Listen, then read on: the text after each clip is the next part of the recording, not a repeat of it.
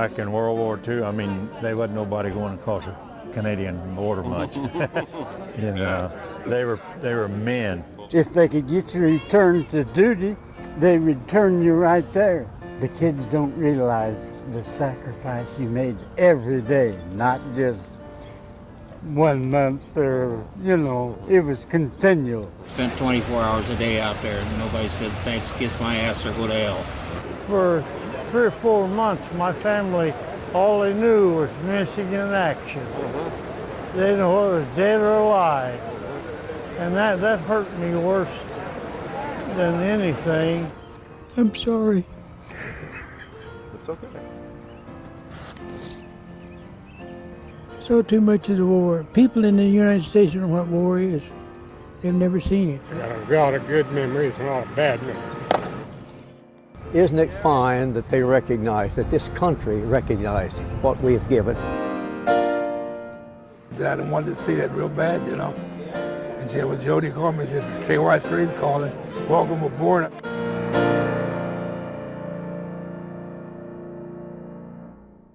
Since 2009, we have flown more than 30,000 miles to bring almost 1,200 World War II veterans to Washington. They will tell you they were not the real heroes, but later tell us this was the trip of a lifetime. Ozarks Honor Flight is one part of a national network with one mission: deliver the greatest gratitude possible to the greatest generation. And it all unfolds here at the World War II Memorial. The World War II Memorial is a history book in stone, and its giant granite columns and towering pavilions embrace those who made that history. And she wants to know what it was like to be on the Monterey during World War II. And I told her hell. The D-Day invasion was hell. The survival rate was 3 seconds. Army Private Jack Mills followed that first awful wave. It was the most carnage I've ever seen in a place like that. You couldn't walk down that beach without walking over a body or piece of body and everything like that. There was nearly 3,000 killed that day. Pearl Harbor is part of the military history of brothers Guy and Park Piper. Guy had already gone on to Midway with the Marines, but Park remembers December 7th like yesterday. They hit the Oklahoma, and just seconds or minutes it turned over. Were you ready to come home after that? No, I was mad. I never got scared. I was mad. I was wanting to get me a jack. Tears mingling with rain at Arlington's Tomb of the Unknowns. All veterans always insist the real heroes did not come home, including Ian Ames' brother, lost in the Pacific. He went out in February and was killed 19th day of March. Chap suicide bombers hit he was on the USS Franklin. I lost my crew overseas, and so I sort of came in honor of them since I couldn't be here. Iwo Jima survivor Casey Funkhauser had to look away from the imposing memorial to the battle that took 5,000 American lives. We had to zigzag our shift to keep from cutting them up. And, you know, that's 18-year-old boys. What did you do in World War II? I was a nurse in the Army. Ardell Stewart came home from duty. His name is Douglas Hamilton. And came here years later to find her son. There he is, ma'am. See there? Oh, yes. Who did not. He was only over there a couple of months. From Vietnam. I sent 3 sons off to Vietnam and the son-in-law. So I've given my part. Barely 20, Shirley Bass volunteered as a Navy airplane mechanic on a dare from her 5 enlisted brothers. My mother said she was the luckiest woman in the world to have us all come back without a scratch. Very often the memorial is the place where many make peace with themselves and what they had to do during the war. A lot of them have ghosts. I was talking to one of the wives, and she said the thing her husband feared the most is when he died, that at the pearly gates, the things that he had to do during World War II would be held against him. Some of the fellows that I saw die horribly, I still have been having nightmares about it for all these years. He was just 19, a farm boy, and Buck Thompson spent the last 9 months of World War II as an anti-aircraft gunner on a fuel tanker in the Southwest Pacific. In my mind's eye, I can still see the old battle wagon sitting over on the starboard, on the port side, shelling the beach, and every time them 16s went off, that old battle wagon just rocked. But his war never ended. Unable to work until he was 30, and decades of constant nightmares. It hasn't been 5 years, Steve, until I woke up in the night in a sweat. From post-traumatic stress disorder. Well, you never know when somebody's going to bring up something that it hits me and bangs back. Strangely, one of the bronze scenes on the World War II memorial is almost a snapshot of Buck's military service. Surviving veterans from that era carry similar burdens for the same reason. Whether you live, whether you die, doesn't matter. The mission has to be accomplished. Clinical psychologist Mike Morrell specializes in counseling veterans in getting past their past. He believes just coming to the memorial gives many permission to let go of grief and the agony of survivor's guilt. You cannot heal what you don't feel. At the end of the day, Buck Thompson told us his journey to Washington finally brought him some peace of mind. Reality is a wonderful thing whenever we accept it. And I accepted it. And I was looking forward to the time that I could accept it and look forward instead of back. But more importantly, he said, a renewed sense of patriotism that he wishes we all had. I can't back off because I'm proud of my country. I'm proud of it. I just want to come home. National monuments cannot teach us history, only to remember it. World War II veterans have written much of our 20th century history with their lives, but few have seldom talked about their war. Some of them share their stories with us now. World War II ended in 1945, but it was not until 1948, by order of President Harry Truman, that the U.S. military was fully integrated. Many African Americans came home from one war to face another. Why would you lynch me when you don't even know me? And then lies say, I looked at your sister or your daughter. William Herndon is nearly 91 now. He made sergeant and was a military policeman with the Air Force. His job? To quell racial tension. Only then, he recalls, did he feel empowered in his uniform. You can arrest white, black, green, or red in any military outfit they're in. Navy, Marines, Air Force, or whatever. But also like the silent honor guard at the Tomb of the Unknowns, he remembers a loneliness in the midst of that bonding and brotherhood World War II veterans understand. We're still fighting it. Yeah, it's not over. No, it's not over. One nation with liberty and justice for all is a journey William Herndon hopes we are all on. Many people know David Liang invented cashew chicken, the often imitated, never duplicated Springfield dish. But he developed an American appetite for his cooking in the U.S. Army. One day, the sergeant, sick, put me on cooking. And he recalls a colonel saying, put that Chinese boy in the officer's mess hall.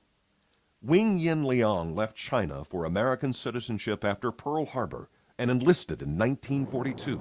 And when he wasn't cooking, he saw combat. He earned 4 Bronze Stars after the landing at Omaha Beach. After half hour, German surrender. He got very emotional about it. He returned to Normandy last year. When we were in France, we had people that were saluting him because they said that, you know, without you, we would be speaking German. David Liang's America is the true land of opportunity. If you had stayed in China and had not become an American citizen, none of this would have happened. No. You don't think? No, I'm going to stay in the United States. And I thank my dad every day and say, I'm glad that you moved over here. Good to see you too. I think if Bob Dole could have a cot here, a bed, that he would be here 24 hours a day, 7 days a week. He is the national icon of World War II veterans. But sir, without Senator Dole, this would never have been built. The Kansas Republican has made nearly 200 visits to the memorial for the same reason they are here. Just the great people you meet and the stories you hear and, you know, and the tears that are shed. Get it, sir? right, here's your boy. Thank Good job. Giving all who want one a Kodak moment and expressing personal gratitude to their supporters. You helping out today? Yeah, I'm with Ozarks Honor Flight. In the midst of all of this, a Lebanon high school civics class touring Washington that also writes letters to Ozarks Honor Flight veterans. Thank you. Holy cow. Taylor Morris was wowed. We're the only class that has ever done this. Dr. James Ford is their history teacher. Do you think after they've been here, they get it better? I think so. And the lesson in all of this, the Americanism was not automatic. We did not do it all ourselves. We're willing to pass the baton to the next generation. For 90-year-old Robert Anders, his first visit to Washington was a first of another kind. This is Phoebe. This is the place the Marine from the greatest generation met the newest great generation in his family. It's such a surprise to see them, and I'm looking for little tiny ones like this one, and look at her, she's all grown up. And here they are grown up. The massive World War II memorial is also a symbol of hope that came out of the largest conflict in American history that touched every family. It is also a reminder that future generations may be called up to selfless service to the nation. Honor Flight was a trip into the past for Don and Bernice Pettijohn. He was a prisoner of war in Germany for almost a year. It was a tough war.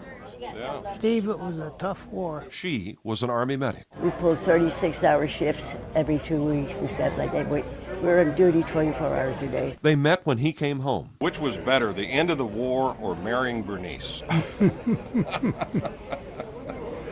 Well, we've had a good marriage.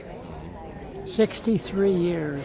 This is the first trip to Washington for the Pettijohns, who served their country so many years ago. But what they say was happening then is happening now. History goes in circles. After they were discharged, There weren't many jobs. but she says, We had hopes. People today don't have hopes, I don't think. But we knew things were going to get better. Frey and Ray Hillhouse together at the Air Force Memorial overlooking the Pentagon. We kind of planned it that way. Their mother also wanted it that way when World War II broke out and they were drafted. My mom tried to get us together. I went in 2nd of September 1942, and he went in the 5th of September 1942, 3 days apart. Frey was assigned to the Radio Signal Corps from Egypt and Europe. Ray kept America's bomber fleet flying from England. It was the other side of the world from Ozark County. So when the war ended, Frey surprised Ray just showing up. They didn't tell me anything about him coming. He just walked in. Traveling with the greatest generation, one better understands what MacArthur said about old soldiers fading away. Age adds a sense of urgency to every trip, because our time to salute them for their service and sacrifice to our country is fading even faster. Ray Hillhouse died 6 months after his Ozarks Honor Flight.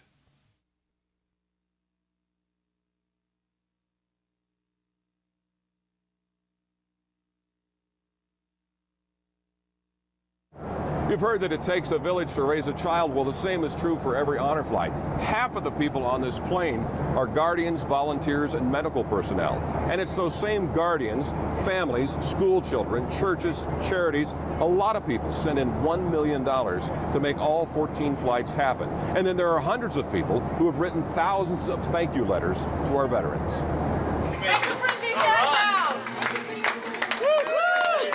For a few fleeting moments on arrival in Washington, the 75 Honor Flight Guardians get to feel the love. Then it's on to an 18-hour day of unloading and walking, sightseeing with 75 veterans, photographing, Car and Apperson. nose counting, Whitehead and Shake. watering, All right. and sometimes medicating. What do you have to be prepared for on one of these? Everything, especially with the age of these people. You look at the age, they've had them anywhere from 81 to 99. Also providing personalized transportation from memorial to memorial. For the Hemingway twins, it's effortless. What wouldn't motivate you to help out the greatest generation? And now hear this. Veterans never pay their way. You, the Ozarks, have made it happen. We are proud to say that our grand total for the Ozarks Honor Flight is $4,050. Your next door neighbor, the people that have done this, the school kids, The Honor Flight commercial came on and I said, can we do that instead? the college kids. This is truly something from the heart that only the Ozarks could do. Amazing and phenomenal to come so far so fast in just 2 years. It's safe to say we are one of the most popular and one of the most successful honor flights in the United States. The Guardians know the veterans on honor flight will never pass this way again. The time-sensitive portion of it is probably the hurry to get it done right now because, you know, the age of our veterans. Springfield business owner Rick Hewlett doubles as a guardian and sponsor. You can see the immediate benefit of the people you're helping. After a full day of sightseeing in D.C., back to the airport and mail call! Hundreds of people send thousands of letters of gratitude to honor flight travelers, who often tell us they never got this much mail in the service. Among our budding correspondents, third graders at Springfield Sherwood School, who put their thoughts on paper for one of our trips. If I had all the courage you had, I could own the world. Thank you for keeping our country safe so we can have all these cool things. I hope someday I can do something as important as you did. Because of what you did, we live in a free country. If I go in the Army, I want to be a Marine in the Navy, and I hope my friend Miles is stationed where I am. I know now that I have the freedom to last a lifetime. Thank you for the work you did during World War II. I hope the war didn't cost you anything important during the war. I hope you enjoy the rest of your life. Roland Alexander. Thank you. William Blanton. Thank you. Morgan Weldy.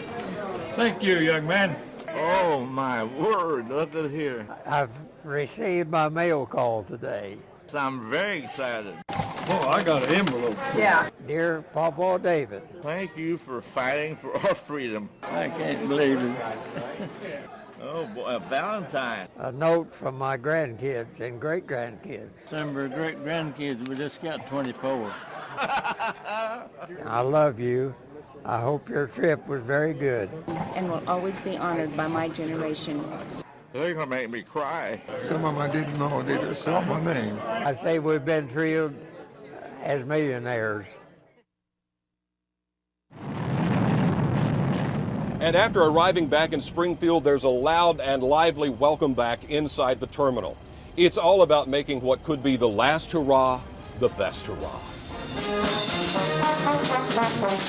Springfield Shriners love a parade, even when it's indoors.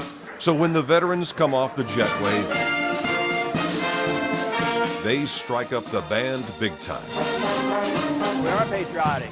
We'd love to come out here and play for the veterans. All these guys come because they want to be here. And I just enjoy their enjoyment of their day. Pat and Bob Dickens show up for very personal reasons and memories. There's one, him holding me, and several of him dressed in his uniform. She was 3 when her dad was killed in action. It's like every time I reach my hand out and shake hands with one of them, it's a touch with him. And in the midst of the cheers and tears of another welcome home for another plane load of veterans is Marine combat photographer Ed Fox. He flew on one of the first honor flights and is plain spoken about why it's important to be present. Pretty damn nice. A little overwhelming? Yes. Okay. I cried more today than I have. Did you ever get a welcome home like this one just now? No, I didn't even know I was important. We just came home, no parties, no dances, just went back to pick up our life where we left it off. In the words of a fellow traveler, sending a plane load of veterans to Washington, $70,000. Thank you for your service. Volunteering as an honor flight guardian, the people in the blue t-shirts, $300 apiece. John Fowler! And spending the day escorting them around D.C., priceless.